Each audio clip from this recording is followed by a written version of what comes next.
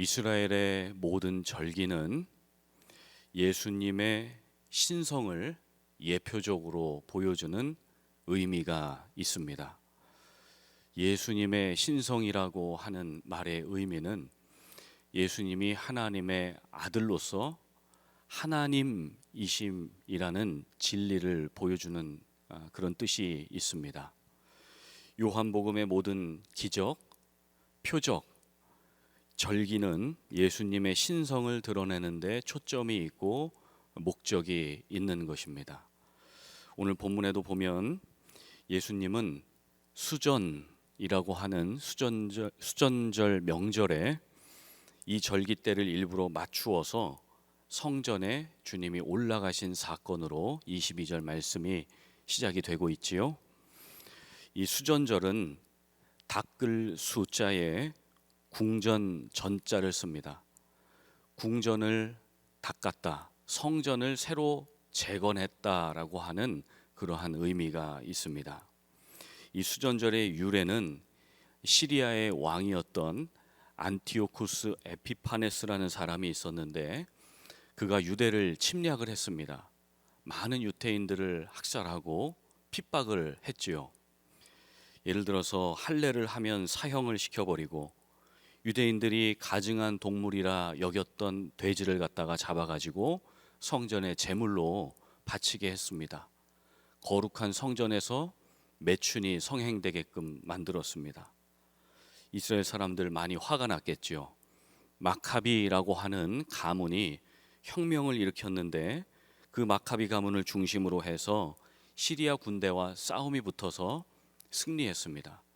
그래서 이 시리아 군대를 다 몰아내고 그리고 하나님의 성전인 그 예배당을 거룩하게 하고 하나님의 성전을 성결하게 만들었습니다. 유대인들은 이 절기를 성전 정결 절기다, 성전을 깨끗하게 만든 절기다 이렇게 표현을 해서 수전절이다 혹은 빛의 절기다라고 표현을 했습니다. 빛의 절기다라고 하는 말의 의미는 하나님께서 거룩하게 성전을 비춰주셨고 자유의 빛을 주셨고 새 생명의 빛을 주신 것을 감사하는 절기다라고 그렇게 표현을 하고 있습니다. 예수님은 이 수전절에 맞추어서 성전에 오셨습니다. 이는 성전의 주인이 예수님이시고 우리 인생의 참 빛과 생명의 빛을 주시는 분이 예수님이심을 보여주는 예수님의 의도적인 행동으로 볼 수가 있습니다. 사람들은 이 빛의 절기를 기념하기 위해서 수전절에 각 가정에 촛불을 달아놓고 큰 촛대를 성전 앞에 세웁니다. 그리고 이 절기가 8일 동안 진행되는 동안에 8개의 등을 달아서 하나씩 기념하는 그러한 예식을 진행하게 되지요. 앞서 말씀드린 대로 우리 주 예수님은 당신이 구원의 참 빛이심을 보여주기 위해서 이 수전절을 이용해서 성전에 들어오셨습니다. 그런데 바리새인들은 성전을 거니시는 예수님을 보고 당신이 메시아라면 그 기적을 보여봐라, 그 표적을 보여봐라 하면서 정체를 밝히라고 무례히 따져 묻는데요. 24절 보실까요? 유대인들이 애워싸고 이르되 당신이 언제까지나 우리 마음을 의혹하게 하려나이까? 그리스도라면 밝히 말씀해 보소서 이렇게 얘기하는 거죠.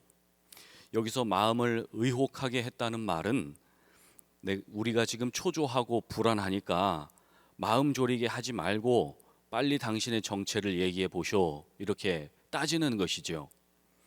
바리새인들은 종교 지도자들입니다. 이들이 마음을 졸이는 이유는 예수라는 신흥 종교가 갑자기 급성장하고 사람들이 많은 추종자가 되는 것을 보면서 자기들의 종교적인 입지와 사회적인 위치, 정치적인 입지가 위협을 받았기 때문이죠. 바리새인들은 예수를 메시아로 인정할 것인지 배척하고 정죄해서 신성모독죄를 씌워서 감옥에 넣어야 될지 심한 갈등 중에 있습니다. 그러나 이들의 갈등의 중심에는 예수가 누군지 몰라서가 아니라 아예 예수를 믿어보려는 마음이 없음이 가장 큰 문제인 것이지요. 마음이 없는 것을 주님도 어찌하지를 못하십니다. 어찌하지 않으시지요. 저는 닭도리탕을 참 좋아하는데요. 저희 아이들은 닭도리탕을 그지 좋아하지는 않습니다. 그런데 닭도리탕을 먹을 마음이 없는 아이들한테 제가 얘들아, 이 감자가 아주 푹 잘 익었다. 한번 젓가락으로 찍어가지고 한번 먹어봐. 엄청 맛있다. 이 국물에다가 밥을 비벼 먹거나 라면을 비벼 먹으면 대박이다. 밥 한 술 떠가지고 국물 뿌려가지고 그 위에 김가루 뿌려가지고 오늘 다 이 감자탕 드시는 건 아니죠? 그거 먹으면 대박이다. 이런 얘기를 해도 소용이 없습니다. 아이들은 매운 거, 뜨거운 거 먹지 않기로 마음을 먹었기 때문이죠. 마음이 전부입니다.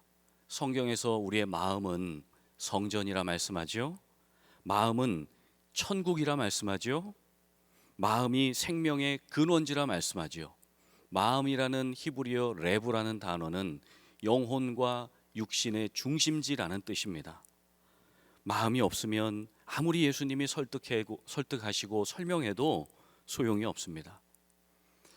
물론 지금 저희 아이들은 이제 좀 컸더니 아빠 거는 남겨두지도 않고 자기들이 닭도리탕을 다 먹어버리긴 하는데, 바리새인들은 믿고자 하는 이 마음 자체가 없었습니다. 인정하고 싶지 않은 것이죠. 그래서 예수님도 저들의 믿음 없음을 질책하시는데요. 25절을 한번 보십시오. 예수께서 대답하시되 내가 너희에게 말하였으되 믿지 아니하는도다. 내가 내 아버지의 이름으로 행하는 일들이 나를 증거하는 것이오늘. 믿을 마음이 없기 때문에 무슨 말을 해도 저들은 믿지 않는다는 것이지요. 하지만 예수님께서 행하셨던 그 일들을 한번 생각해 본다면 예수님이 누구신지 증거가 된다는 말씀입니다. 예수님은 하나님의 아들만 할 수 있는 많은 기적들을 행하셨지요. 떡 5개, 물고기 2마리로 그 작은 소년의 도시락으로 수많은 사람들을 먹이셨습니다. 그 사건은 우리에게 영혼의 생명을 주시는 영혼의 양식이 누구인가를 보여주시는 사건이었습니다. 태어날 때부터 앞을 보지 못하는 맹인을 주님이 치료해 주신 그 사건의 의미는 우리 인생의 영혼의 눈을 열어주실 분, 우리 인생의 길을 밝히 인도해 주실 분이 누구인가, 그분이 바로 메시아이신 예수다라는 것을 보여주는 사건이었고, 오늘 본문 바로 한 장 뒤에 보면 11장에 죽은 나사로를 살리신 그 사건의 의미는 죽음을 다스리고 생명을 다스리고 부활을 다스리는 분이 바로 예수 그리스도다.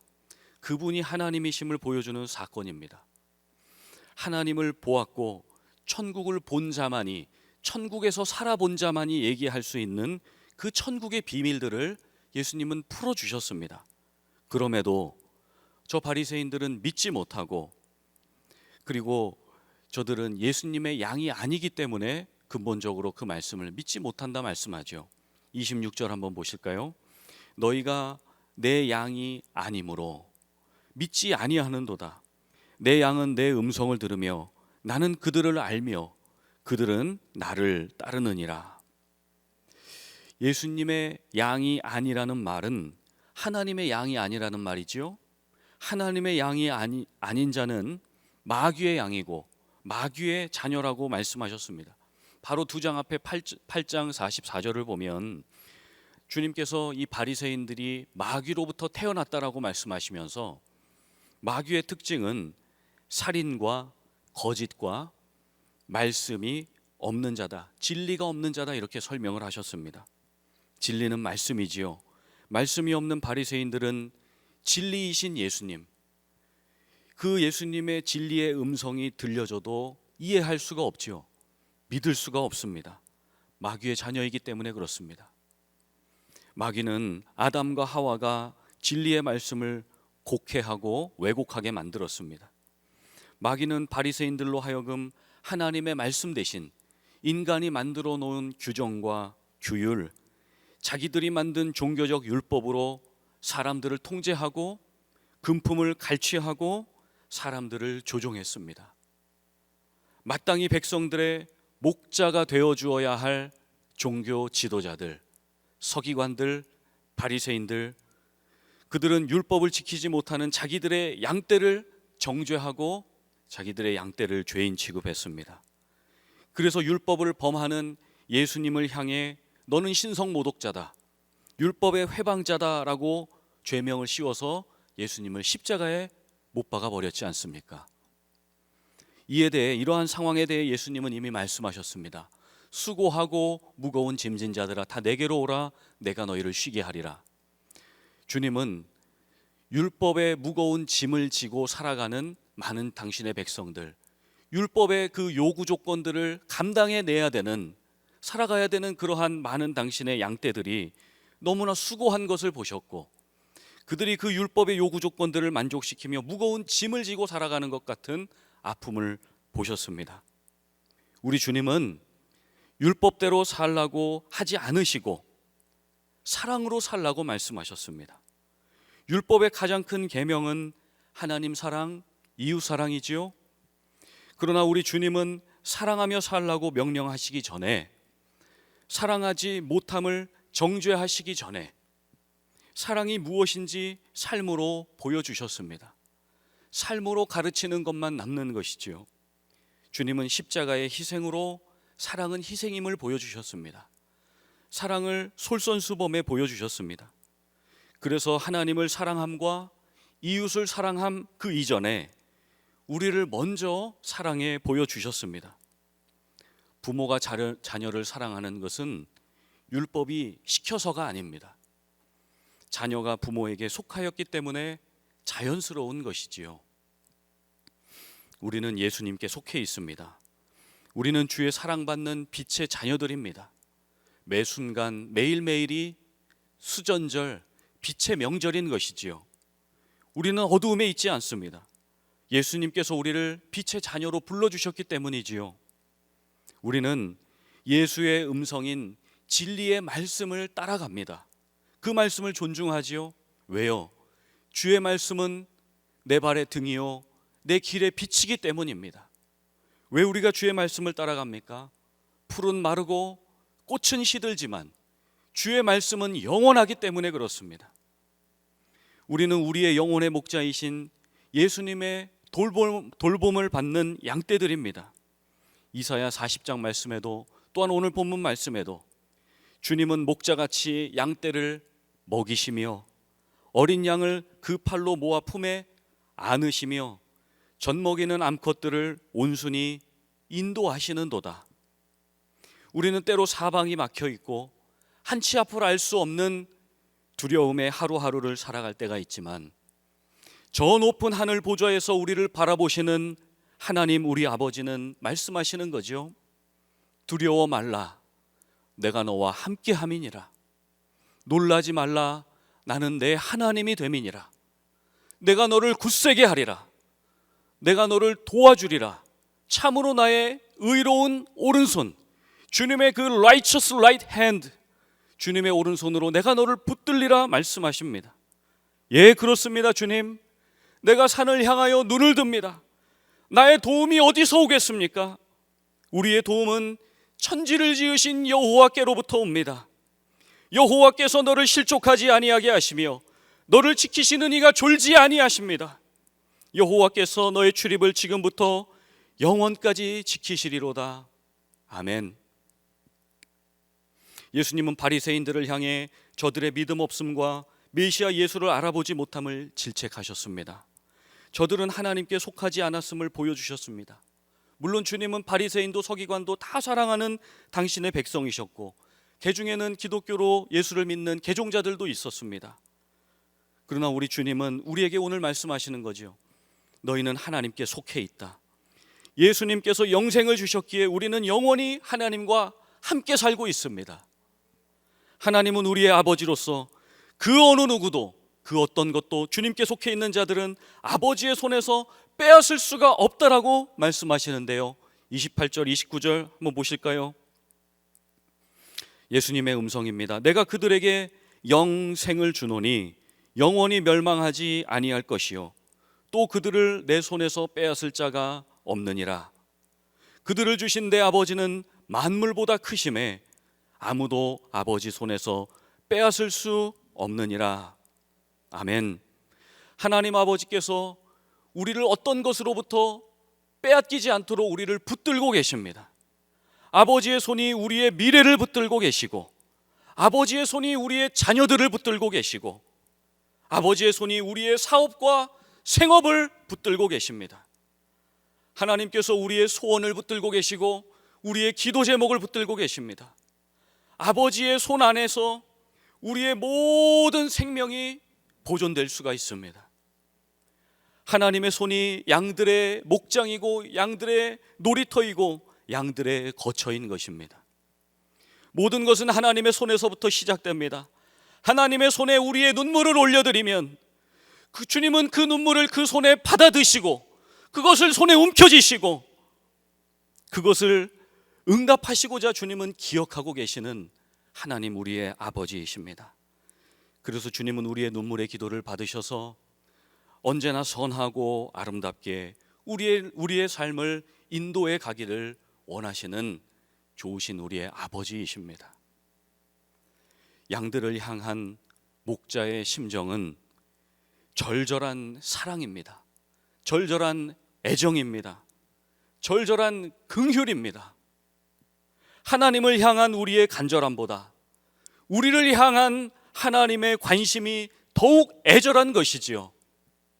참된 목자 예수님은 우리를 위해 모든 것을 주셨습니다. 그 복음적 사랑이 있기에 우리는 오늘도 예수님을 믿고 따라가는 것이지요.